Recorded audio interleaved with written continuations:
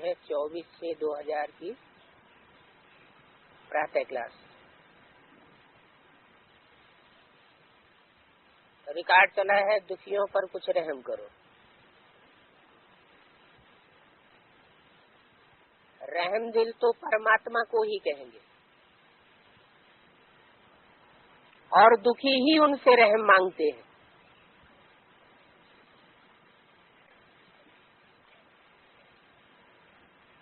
परमात्मा के अलावा और कोई रहम दिल नहीं है।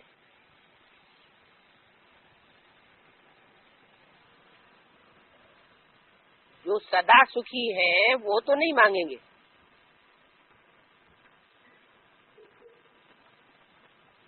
रहम का मतलब है उनसे सुख की मांग करते हैं। ये मांग परमात्मा से ही करते हैं, क्योंकि सबका पिता हुआ है, सबको सुखी करने वाला भी वो है।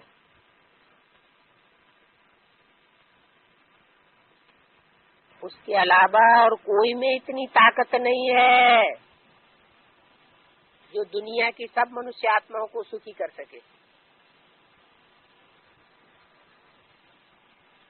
इसलिए हर एक की नजर उनकी तरफ जाएगी।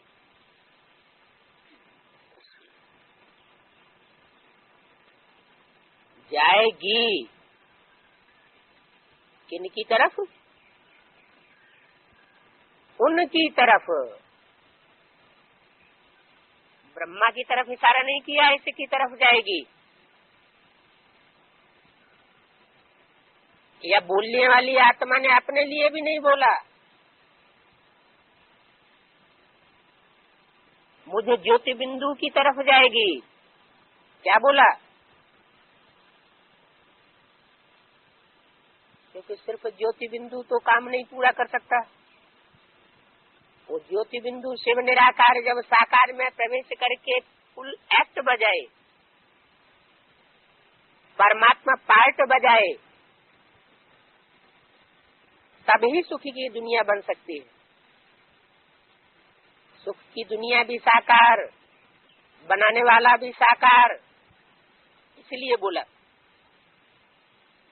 कि सबको सुखी करने वाला भी वह है। इसलिए हर एक की नजर उनकी तरफ जाएगी। उनको ही कहते हैं तुम माता पिता हम बालक तेरे।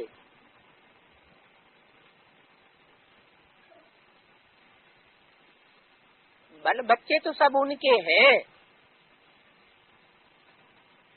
लेकिन एक हैं सगे और दूसरे हैं लगे।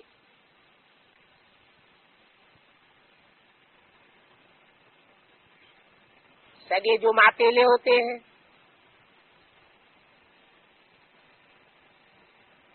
सगे बच्चे हुए हैं जो डायरेक्ट मुखवंशावली रचते हैं।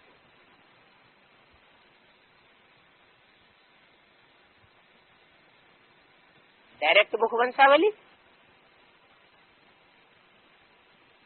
जो डायरेक्ट ब्रह्मा मुख की बात को माने, वो डायरेक्ट मुखवंशावली। जिन्हों का अविनाशी ज्ञान से उनके साथ ही प्योर संबंध जुटता है, उनके साथ संबंध तो सभी साकार में होते हैं। निराकार आत्मा, आत्मा का तो कोई संबंध नहीं होता है। तो ये सब है मुखवंशावली।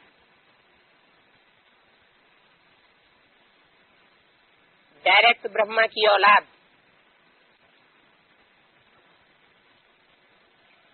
क्योंकि बोला है जिस तन में भी प्रवेश करेंगे उनका नाम ब्रह्मा रखना पड़े। बाकी तो सारी दुनिया है लगे बच्चे। सगे और लगे के अर्थ को भी समझना है, तो मुक्ति और जीवन मुक्ति को भी समझना है।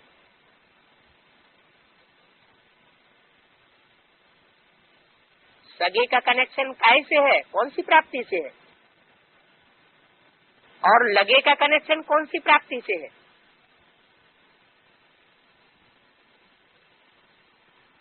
सगे और लगे के साथ मुक्ति और जीवन मुक्ति को समझने के लिए क्यों बताया? क्या कनेक्शन? सगे का कनेक्शन है जीवन में रहते हुए मुक्ति प्राप्त करना, और लगे का कनेक्शन है जीवन में रहते बाप से डायरेक्ट जीवन की मुक्ति प्राप्त नहीं कर सकेंगे। पहले मुक्ति प्राप्त करेंगे, फिर बाद में एक जन्म की जीवन मुक्ति मिलेगी। तो जो डायरेक्ट उनकी मुखवंशावली बनते हैं उन्हों को जीवन मुक्त बनाते हैं। मुखवंशावली क्यों कहा? मुखवंशावली अर्थात मुख से निकली हुई बात को माने तो मुखवंशावली। उन्हों को जीवन मुक्त बनाते हैं, बाकी सब बच्चों को मुक्ति में भेज देते हैं। ऐसे तो जो भी आत्माएं नीचे उतरती हैं तो पहले सब जीवन मुक्त है। पहले जन्म में सबको जीवन मुक्ति मिलती है।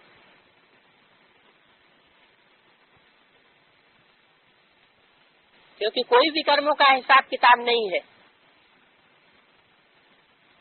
बाप के घर से डायरेक्ट आत्मा आती है,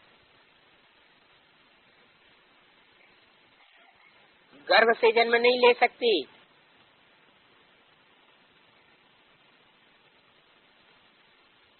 प्रवेश करती है, इसलिए सजा नहीं भोगती।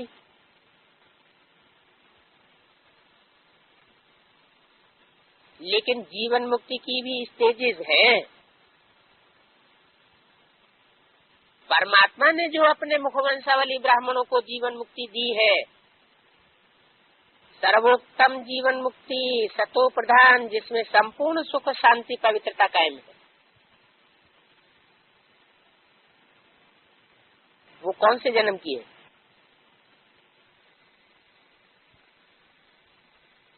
चौरासी जन्मों में से कौन से जन्म की है? वह जो जीवन मुक्ति जिसमें संपूर्ण सुख शांति पवित्रता कायम है, 16 कला संपूर्ण। फर्स्ट संगम युगी जन्म की, जिसे संगम युगी स्वर्णिम काल के हैं।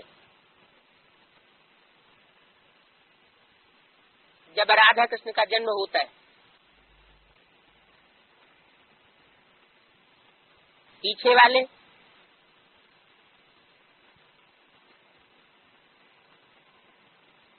जो सतयुग के पहले जन्म के बाद उत्तरोत्तर जन्म लेने वाली आत्माएं हैं,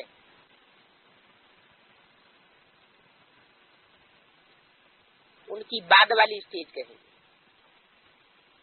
जीवन तो रहता है, लेकिन बाप से डायरेक्ट इसी जीवन में प्राप्ति नहीं कर पाती। और थर्ड क्लास जीवन मुक्ति उनकी है जो द्वापर और कलयुग में एक जन्म के लिए आकर के जीवन मुक्ति प्राप्ति करती है।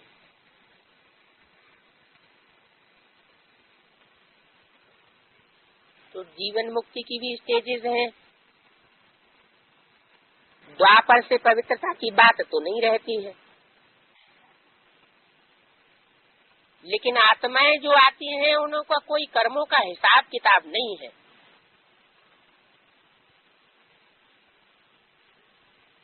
क्योंकि सृष्टि के अंतकाल में जो भी आत्माएं वापस घर जाती हैं, कर्मों का हिसाब किताब चुकतू होकर के जाता है। इसलिए आधा समय सुख शांति में रहती है, उसको कहेंगे रजोगुणी जीवन मुक्ति। क्या रजोगुणी जीवन मुक्ति में भी आधा समय सुख शांति रहती है। जो एकदम कलयुग में उतरती हैं उन्हों की सुख शांति भी उतनी ही कम हो जाती है। इसलिए वो है तमोगुणी जीवन मुक्ति, 4th क्लास जीवन मुक्ति। क्योंकि आत्माएं आती भी है नंबरवार, तो जितना देरी से आती हैं उतना कम स्टेज वाली आती है।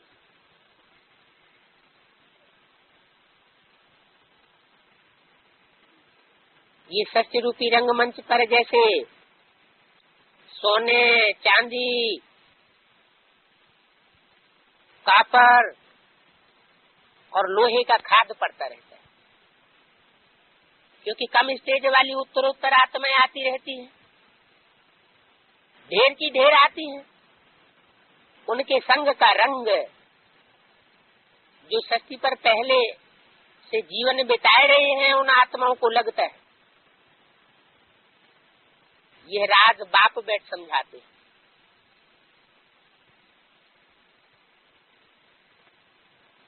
कि सृष्टि क्यों नीचे उतरती है, आत्माएं क्यों सतो प्रधान से तामसी बनती जाती है। तो पहले सर्वोत्तम जीवन मुक्ति है जो पहले आदि सनातन धर्म की होती है।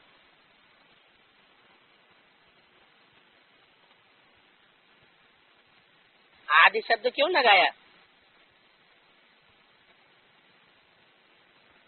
क्योंकि 84 जन्मों में से जो आदि का जन्म है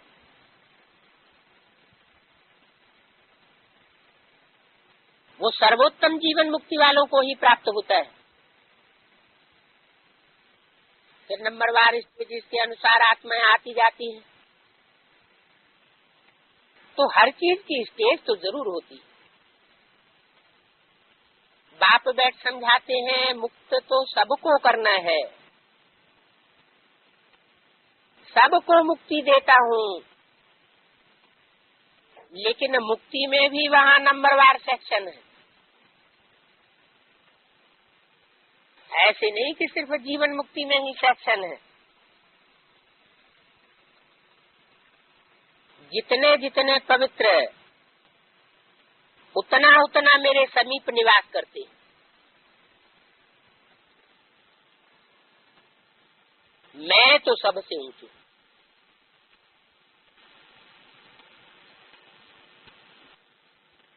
ऊंच और नीच की बात कहाँ होती है?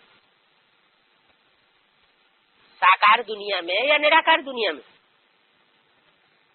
साकार दुनिया में नीच और ऊंच होता है। निराकारी धाम की तो बात ही नहीं।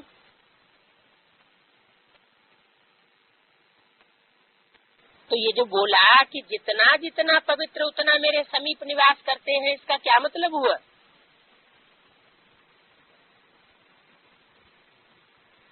कि संगम युग में भी जो नंबरवार ऊंची स्टेज बनेगी, जिसके लिए बोला है तुम बच्चे परम धाम को भी सृष्टि पर उतार लेंगे,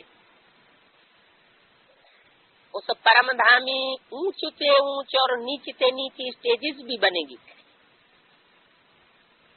मैं तो सबसे ऊंच हूँ, बाकी सब सोल्स नंबरवार।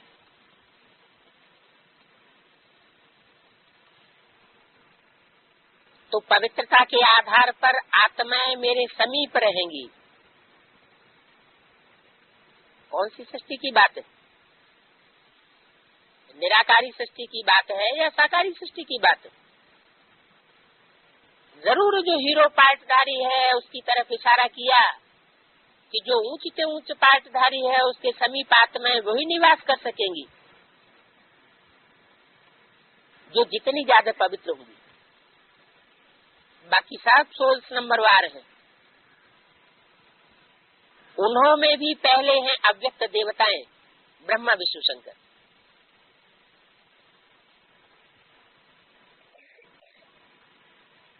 फिर साकार लक्ष्मी नारायण इत्यादि। मुखवंशावली ब्राह्मण देवता धर्म, फिर नंबरवार और धर्म आते हैं। जैसे नंबरवार ताकत अनुसार यहाँ पार्ट बजाने उतरते हैं, वैसे वहां भी नंबरवार निवास करते। ये भी बना बनाया ड्रामा है, इसमें कुछ अदल बदल नहीं हो सकती। कोई कहे कि ये संपूर्ण सुख का पार्ट दूसरे धर्म को क्यों नहीं देते हैं, लेकिन नहीं, सबको अपना पार्ट अनादि मिला हुआ है। ऐसे भी नहीं हो सकता जो क्राइस्ट का पार्ट बुद्ध को मिल जाए। भक्ति मार्ग में भी यही कहते हैं, कल्प कल्प लगी प्रभु अवतारा।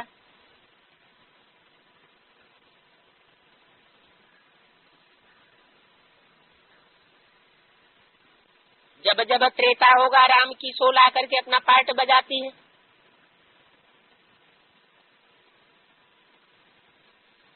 हर सतयुग के आदि में नारायण को अपना पार्ट बजाना है, तो क्राइस्ट का पार्ट बुद्ध को नहीं मिल सकता। अपने अपने धर्म की स्थापना कर फिर उनकी पालना भी उनको ही करनी है। किनको? जिन्होंने स्थापना की है उनको ही अगले जन्म में फिर पालना करनी है, जब धर्म की वृद्धि हो जाए। क्योंकि जो धर्म स्थापन करते हैं वो जैसे अपने धर्म का पिता हो गया, तो उनको अपने बच्चों की पालना भी करनी है। दूसरा भी, इसलिए अपने अपने धर्म के गुरु बनते आते हैं, पालना भी तो यहाँ ही करेंगे, इसलिए कोई वापस नहीं जा सकते। सब यहाँ ही आते रहते हैं, फिर अंत में सब आकर के इकट्ठे होते हैं। जब सारा वृक्ष निकल अंत में आते हैं, तब बीज आकर के सबको वापस ले जाता है।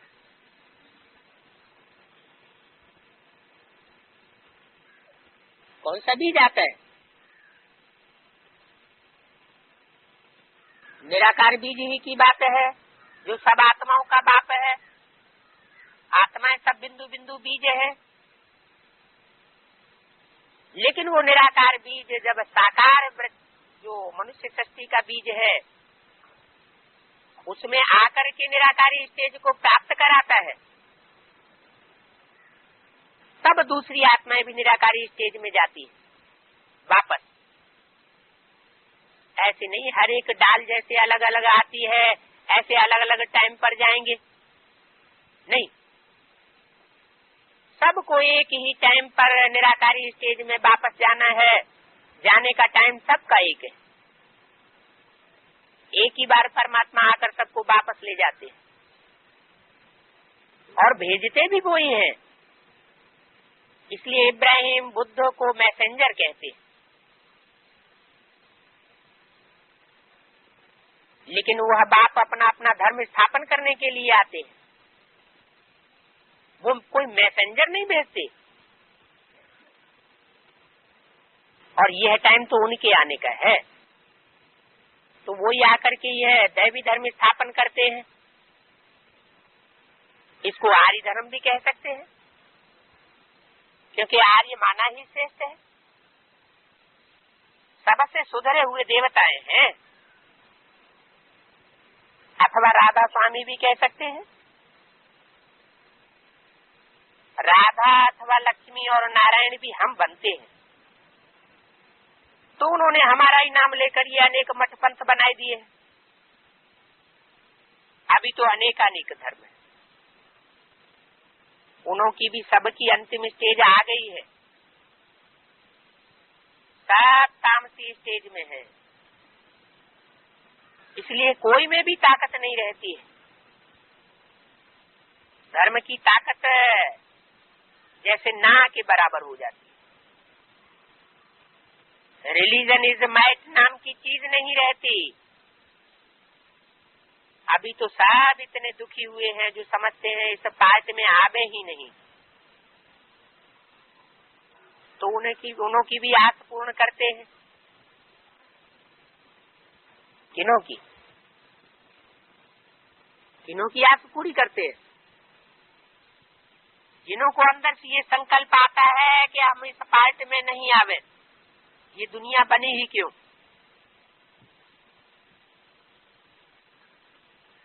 भगवान के लिए भल मानते हैं, हर कल्प में आता है, लेकिन अपने लिए सोचते हैं कि हम आवे ही क्यों। ये नहीं सोचते कि हमारे ही कर्मों का फल है जो हम दुख भोगते हैं। तो समझते हैं इस पार्ट में आवे ही नहीं तो उन्हों की हम आस पूर कर देता हूँ। लंबे समय तक निराकारी स्टेज में, निसंकल्प स्टेज में आत्मा पड़ी रहती है परम धाम में, और भारतवासी जीवन मुक्ति मांगते हैं। कहते हमको वैकुंठवासी बनाओ। कोई मरता है तो कहते हैं स्वर्गवासी हुआ। तो उन्हों के लिए स्वर्ग स्थापन करता हूँ। अब ही सचमुच स्वर्गवासी हो सकते हैं। अब माना कब? माना सतयुग में नहीं, कब हो सकते हैं? अब ही संगम युग में ही सचमुच स्वर्गवासी हो सकते हैं। संगम का मतलब ही है जहाँ चार युगों की शूटिंग होती है, अति दुख की भी तो अति सुख की भी। बाकी तो जन्म जन्मांतर नरकवासी होते आए हैं, नीचे ही गिरते आए हैं। हेल हेवन है तो यहाँ इस स्टेज पर है। अब अंतिम समय बहुत दुख का टाइम है,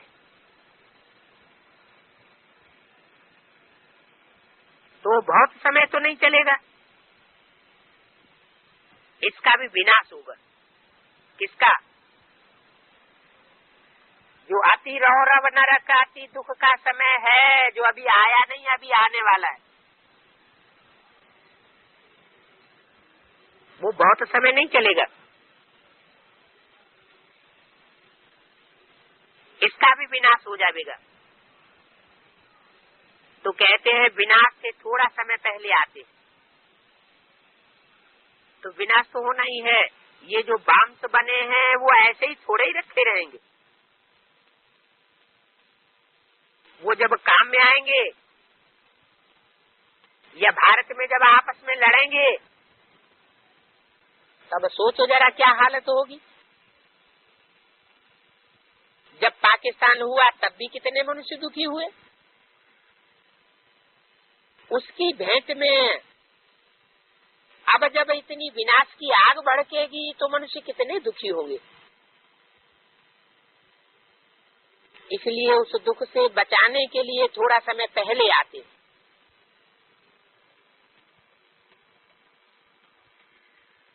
इसलिए आते हैं कि ऐसा तरीका बता दें कि जो आत्माएं उस दुख में अपने को दुखी महसूस न कर सके।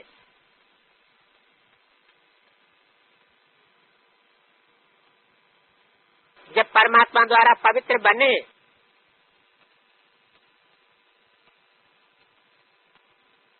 तब सुख शांति में राजी भोगने की पावर मिले। सुख शांति भोगना भला आत्माओं का काम है, लेकिन देना तो उनका काम है ना। आत्माएं तो सब पांच विकारों की वशीभूत होकर दुखी होकर के आपस में लड़ती झगड़ती रहती है। अब तो कैसे एक दो का विनाश करने को तैयार हो गए। तो बच्चों को शांत कराना बाप का काम है। उनकी युक्ति यही है जो सबको मुक्ति जीवन मुक्ति में ले जाते हैं। अच्छा, अभी हम पुराने से नए बन रहे, ये तो समझते हैं कि नई चीज सुख देने वाली होती है और पुरानी चीज दुख देने वाली होती है। हम भी जब नए थे तो बहुत सुखी थे, अब फिर हम सुख की तरफ जा रहे हैं। इसके लिए हमको परमपिता परमात्मा ज्ञान और योग बल के साक्ष्य में ढाल रहे हैं। संस्कारों को पलटाना ये कार्य परमात्मा का है।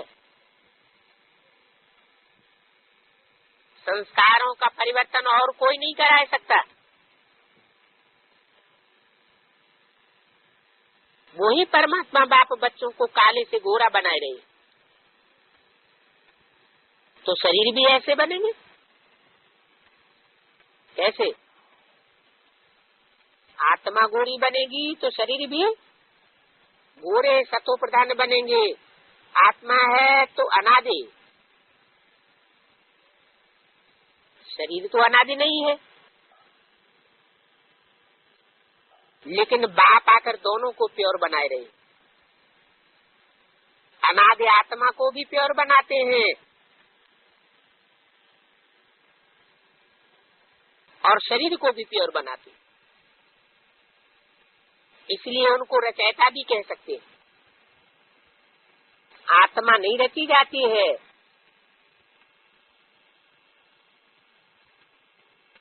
आत्मा तो अनादि है। लेकिन आत्मा जिस शरीर में प्रवेश है,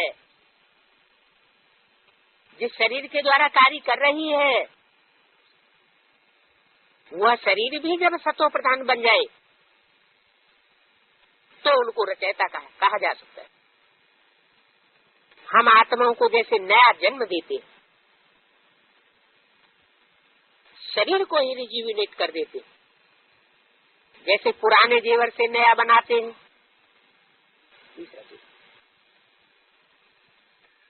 पुराने जेवर को नया बनाया जाता है तो उसे भट्टी में डालते हैं। भट्टी में डालने से खाद निकल जाती है, प्योर सोना रह जाता है। ऐसे हम भी महसूस करते हैं, जैसे ज्ञान और योग की भट्टी में हम पड़े हैं, 5 विकारों की खाद निकलती जा रही है। ये सब बातें अपने अपने अनुभव की हैं। अपने आगे तो सब कुछ स्पष्ट है कि हमको क्या बनना है। 5 विकारों की अंश भी न रहे। असल में तो हमारे प्योर संस्कार, ये तो माया के संस्कार हैं। भल खेल ऐसा बना हुआ है जो आधा कल्प हमारे में ईश्वर के प्योर संस्कार रहते हैं और आधा कल्प माया के विकारी संस्कार रहते हैं। ये मायावी संस्कार और ईश्वरीय संस्कार भरने का टाइम कौन सा है? कब भरते हैं? जरूर ये संगम युग ही है, जब ईश्वर की मत पर चलते हैं, ब्रह्मा के मुख की वाणी पर चलते हैं, तो हमारे अंदर दैवी संस्कार भरते हैं जन्म जन्मांतर के लिए। और जब आसुरी मत पर चलते हैं तो आसुरी संस्कार रावण के भरते हैं। भल खेल ऐसा बना हुआ है जो आधा कल्प हमारे में ईश्वर के प्योर संस्कार रहते और आधा कल्प माया के विकारी संस्कार रहते। तो चढ़ती कला और उतरती कला दोनों के संस्कार भरने का समय अभी चल रहा है। चाहे श्रेष्ठ से श्रेष्ठ मत पर चले और चाहे मनुष्यों की भ्रष्ट मत पर अथवा मन मत पर चले, अपने हाथ में है। इसलिए कहते हैं मुट्ठी में है तकदीर हमारी।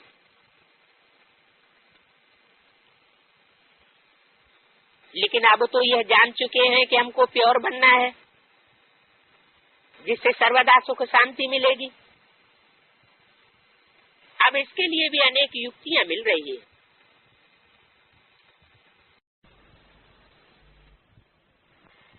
इस अलौकिक सर्विस में तत्पर ही रहेंगे, उतना उतना पुरुषार्थ भी तीव्र होगा।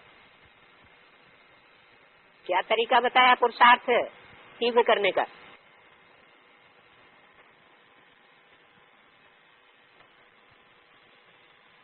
आत्मा तीव्र गति से पुरुषार्थ करे, इसके लिए क्या तरीका बताया?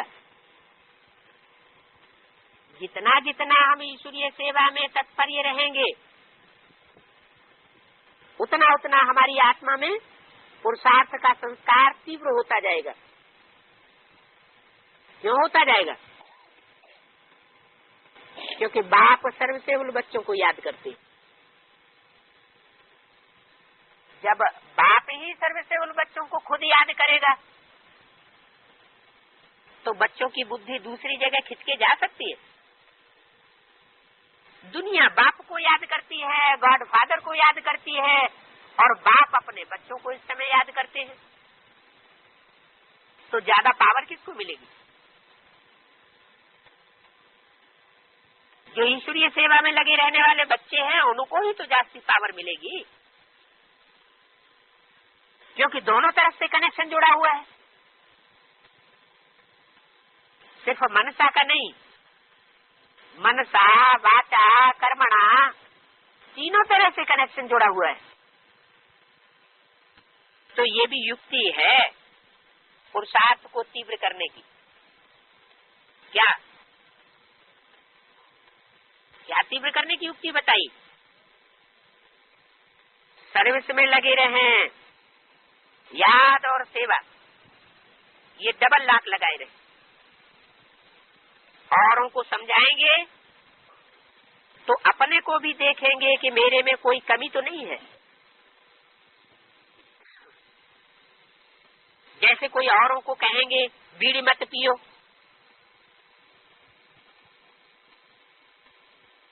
और खुद पीते होंगे, पकड़े जाएंगे,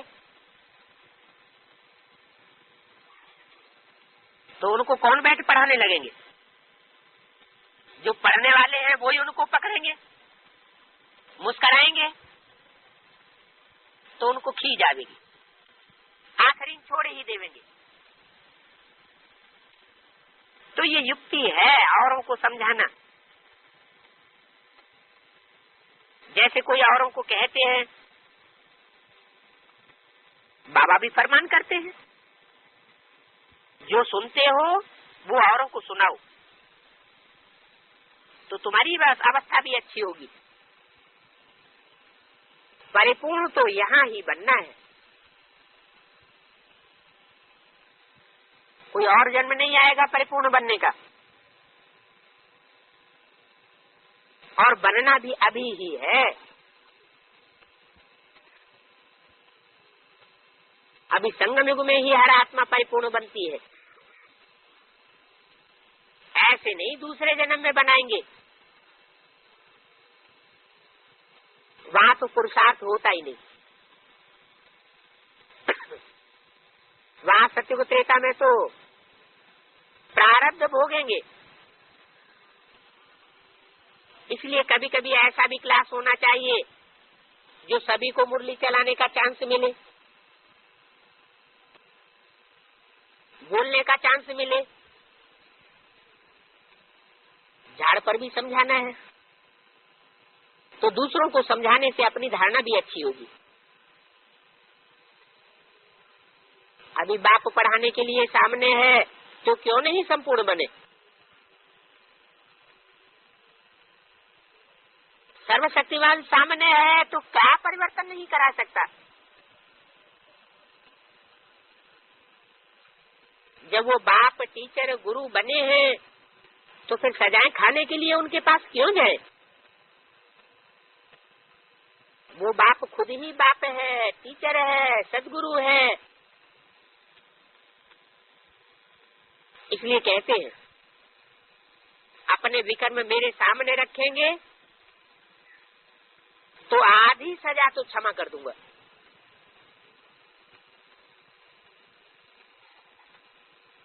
वो भी अभी की बात है। अभी माना कब? अभी संगम युग में मैं साकार में आया हुआ हूँ, तो मेरे सामने रखेंगे तो आधी सजा माफ कर दूंगा।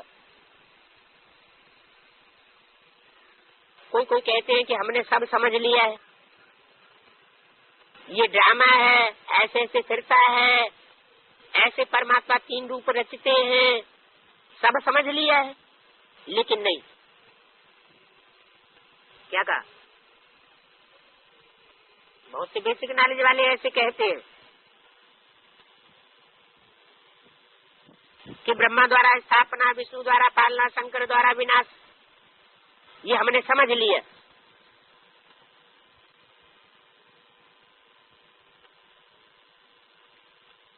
लेकिन उन बातों की भी घड़ी घड़ी स्मृति चाहिए, मंथन चाहिए। जितना बुद्धि इसमें रमण करती रहेगी उतना सदैव खुशी की अवस्था रहेगी। अपनी गोद तो नशा चढ़े। मार्ग भी बुद्धियोग का है। यहाँ हाथ पांव की लड़ाई नहीं है। हाथ पांव की लड़ाई से कोई बाहुबल की राजाई यहाँ नहीं स्थापन हो रही है। यहाँ तो कौन सी राजाई स्थापन हो रही है? 21 जन्मों के लिए योग बल का राज्य स्थापन हो रहा है। तो सब यहाँ अंदर की बात है।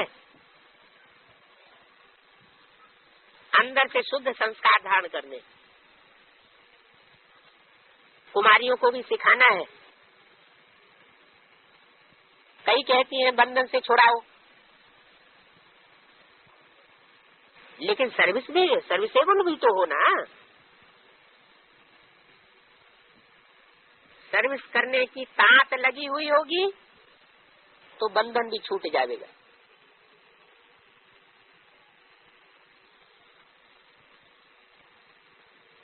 इसलिए बताया कि मन के मौन से नई रंगत निकलेगी।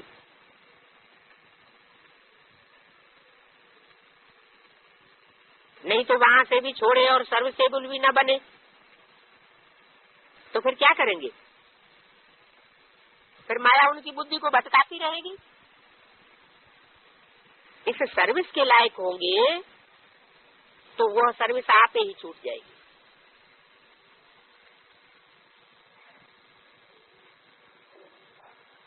जैसे कानपुर के यह गोप है,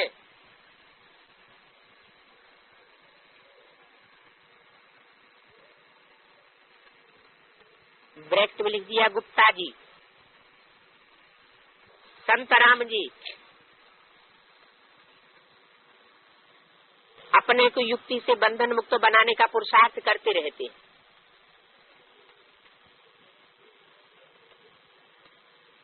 ऐसे होते होते आखिर निर्बंधन हो ही जाएंगे।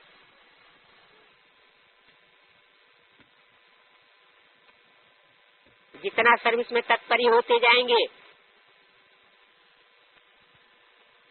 तो कर्मबंधन का खेल खत्म हो जाएगा। तो परमात्मा ने स्थापना विनाश का जो ये खेल रचा है वो भी खत्म हो जाएगा।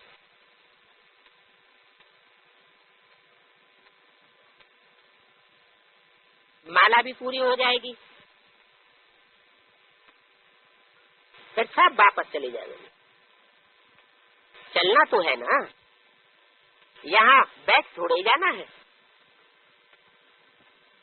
ऐसे भी नहीं होना चाहिए जो खुद पकड़ कर बैठे और कहता रहे बंधन से छुड़ाओ। ये तो बुद्धियोग की बातें है। बुद्धि को कर्मातीत बनाना है, बाकी प्रवृत्ति को भी सिद्ध करना है।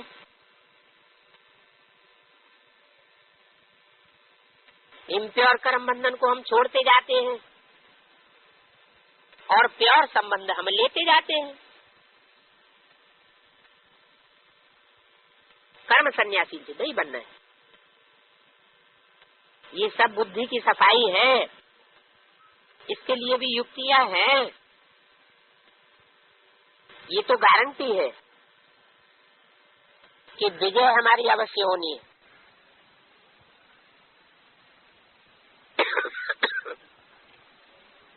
ये बीच में विघ्न पड़ते हैं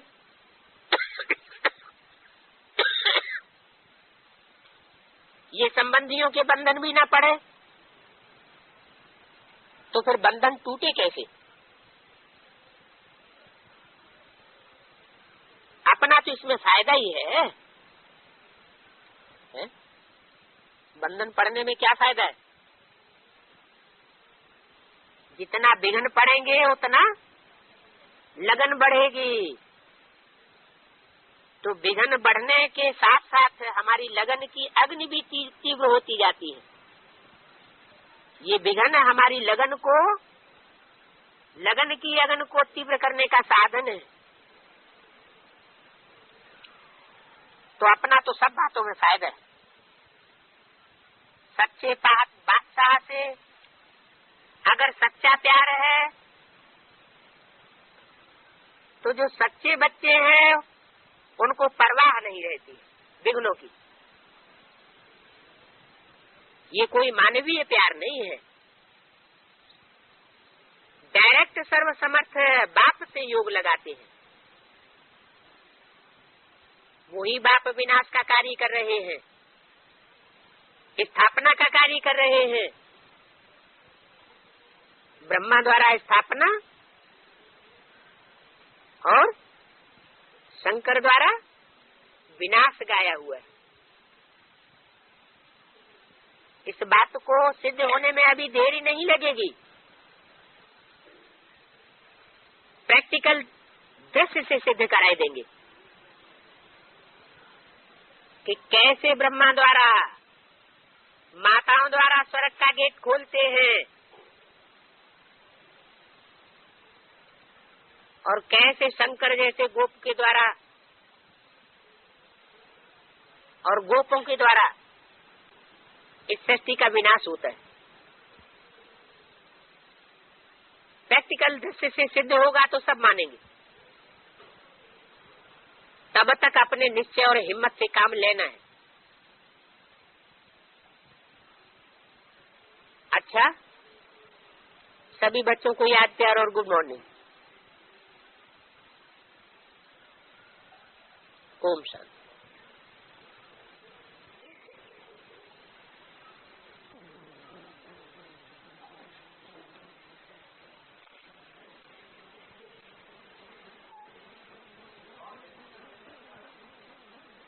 और क्या वहां से मिल जाते हैं? वहां तो संकल्प ही नहीं होता है।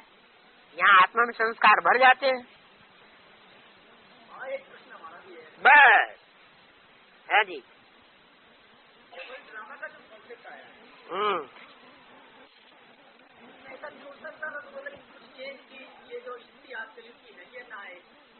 ऐसा हो सकता है कि आप अपने घर वापस न जाएं।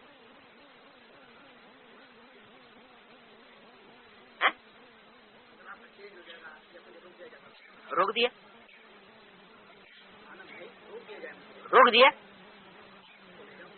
तो रोक दिया ना। अरे तो यही तो बात है कि दुनिया का हर अणु जहाँ से उठता है और वहीं साइकिल पूरा करके जाता है।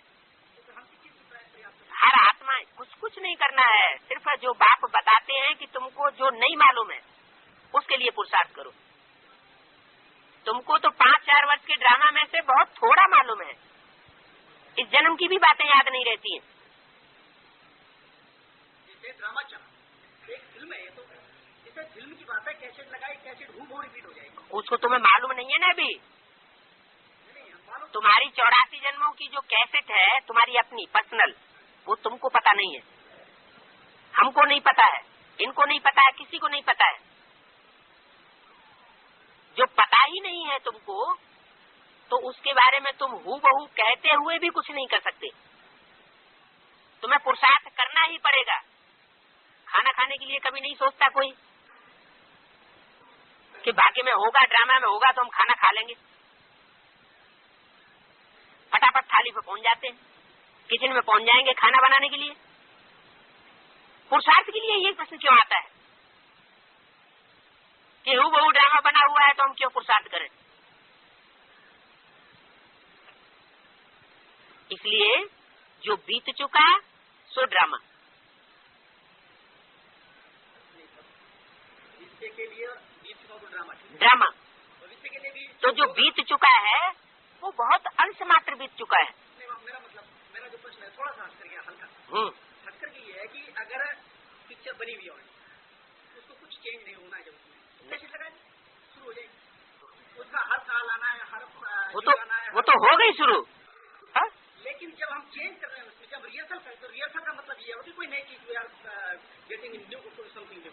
वो दुनियावी ड्रामा थोड़े ही है, ये तो बना बनाया अनादि अविनाशी ड्रामा है। अनादि अविनाशी ड्रामा, जैसे आत्मा अनादि है, ऐसे आत्मा के अंदर जो संस्कार भरे हुए हैं 5000 वर्ष के, वो भी अनादि है। मतलब इस ड्रामे में उस ड्रामे में सिर्फ इतना अंतर है कि इसकी शुरुआत रिहर्सल के बाद, इसकी शुरुआत नहीं होती है, ये अनादि है। अनादि का मतलब जिसकी आदि न हो।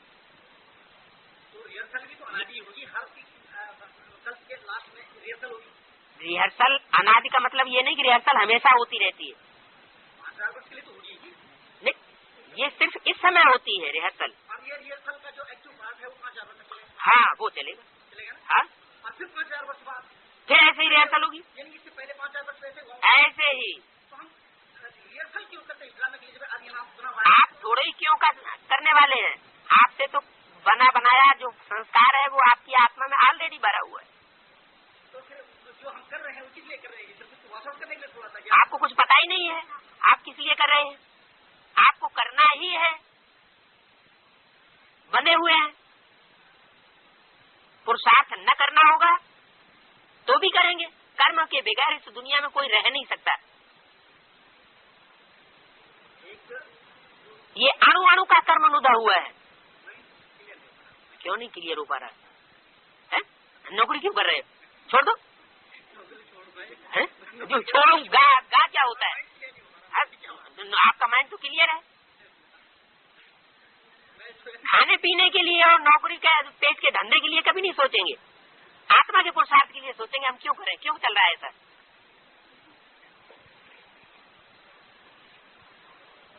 ऐसे क्यों?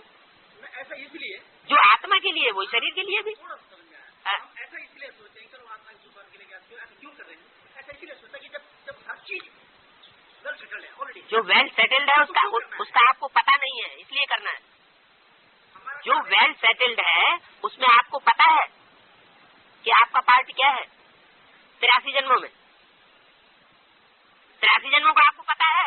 जब पता नहीं तो वेल सेटल्ड आप एक चीज हमको ऑलरेडी कह दी कि आप आज इस जगह हैं, 5000 वर्ष पहले भी ऐसे ही थे, 5000 वर्ष बाद भी ऐसे ही मिलोगे। बस इतने थोड़े टाइम के लिए ना, वही तो यदि सिर्फ वर्तमान की बात है तो तुम्हें थोड़े ही समय के ड्यूरेशन का तो पता चला,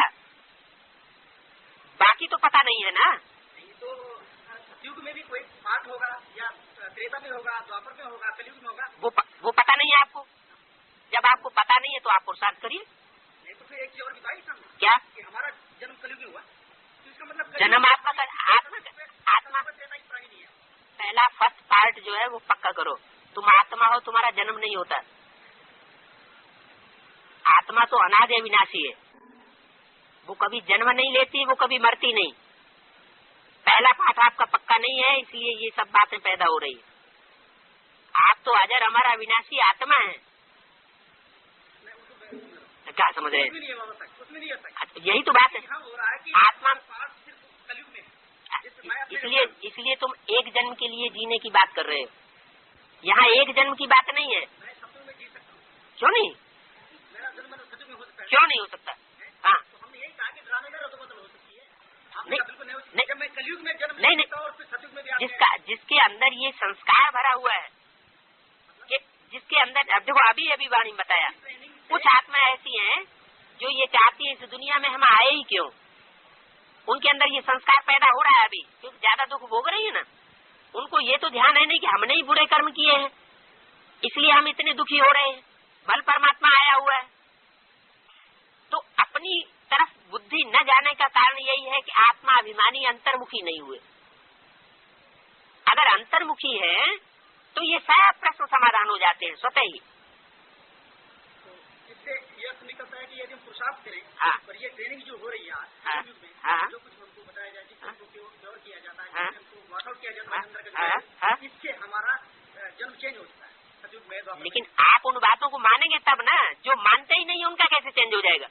नहीं तो अगर मैं मान लूँ कि आप मानेंगे तो आपका चेंज हो जाएगा। तो फिर उस शब्द को कैसे आता है कि आपकी जब क्या आप जिस जगह आज हैं उसी जगह आप पहले 5000 वर्ष पहले वो तो होंगे ही, क्योंकि ये शॉर्ट टाइम का जो आपको पता चल गया है वो निश्चित है, वो वैसा ही होगा। यही तो इस एक जन्म के थोड़े से समय के लिए जो बीत चुका है उसमें कोई परिवर्तन नहीं आने वाला। क्यों?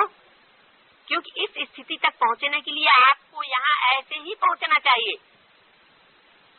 यहाँ से बात कर दीजिए बाबा, माइंड की एक जगह कंट्रडिक्शन हो रहा है कि एक तरफ तो यह है शब्द की यदि हम इस ट्रेनिंग को ठीक से कर लें आप तो पूरा हाउ हप करना चाहते हैं। आप ये चाहते हैं कि हम आखिरी जन्म में भी बिल्कुल दुखी न हो, है? लेकिन आखिरी जन्म में जो दुखी नहीं होगा वो पहले जन्म में सर्व सुखी कैसे हो सकता है? संपूर्ण प्राप्ति के लिए संपूर्ण दुख में भी पहुंचना पड़े, एकदम उत्थान के लिए एकदम पतन में भी पहुंचना पड़े, एकदम सतयुग रूपी सवेरा लाने के लिए एकदम अंधेरे में भी पहुंचना पड़े। अगर अंधेरा नहीं आएगा तो सवेरा नहीं आएगा। तो ये कि जैसे कोई भी किसी भी चीज उत्पत्ति है उसके 4 चरणों में गुजरेगी, उत्पत्ति है, फिर उन्नति है, फिर अवनति है, तो उसका एंड है। तो हो गया ना? हाँ, निश्चित है। तो हो गया ना? लेकिन हम क्या कर रहे हैं? हम क्या क्यारी सिर्फ क्यारी बनाने की बीच ठीक ठाक जमे इसमें ये आप कुछ नहीं, आपको कुछ नहीं करना है। जैसे बाबा चलाता है वैसे चलना है। सिर्फ मैं बाबा से तो पूछ रहा हूँ, बाबा वही बता रहे हैं बाबा कि कुछ नहीं करना है, सिर्फ जैसे बाबा चलाए वैसे चलना है। चलेंगे तो आपका सब कुछ अच्छा चेंज हो जाएगा। ये प्रश्न क्यों आते हैं हमारे माइंड? ये प्रश्न इसलिए आते हैं कि आपका पहला कोर्स पक्का नहीं हुआ है।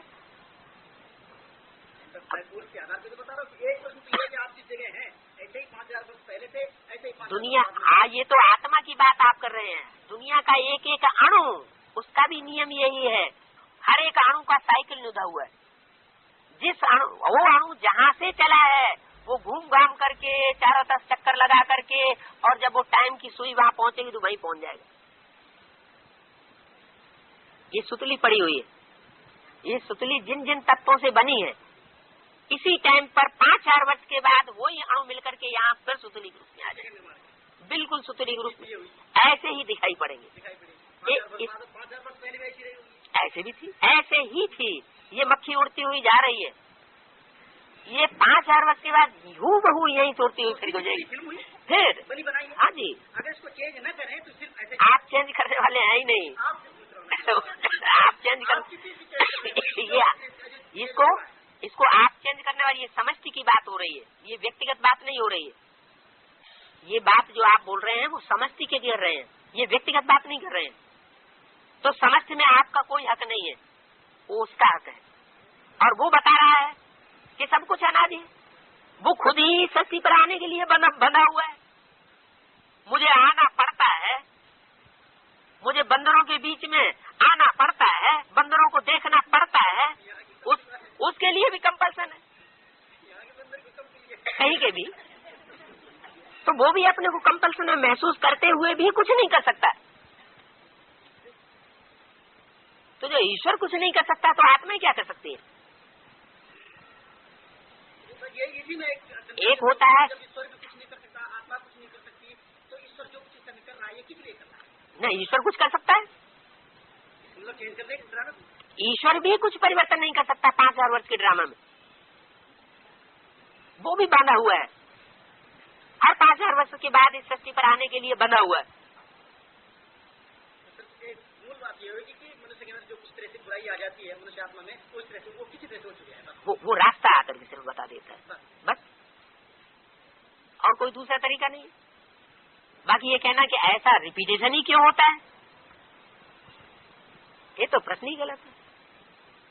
अनादि अविनाशी ड्रामा है तो अनादि अविनाशी यूं ही चलेगा। चेंज हो सकता है आत्मा के माध्यम से, क्योंकि जो स्थिति आज वर्ल्ड की है इस टाइम। आप समष्टि की बात छोड़ दीजिए, आप अपनी बात करिए ना। अपने ऊपर भी कंट्रोल नहीं है, सारी दुनिया को या आप बात कर रहे हैं, ये तो कोई बात ही नहीं हुई। पहले अपने को तो कंट्रोल में लाइए।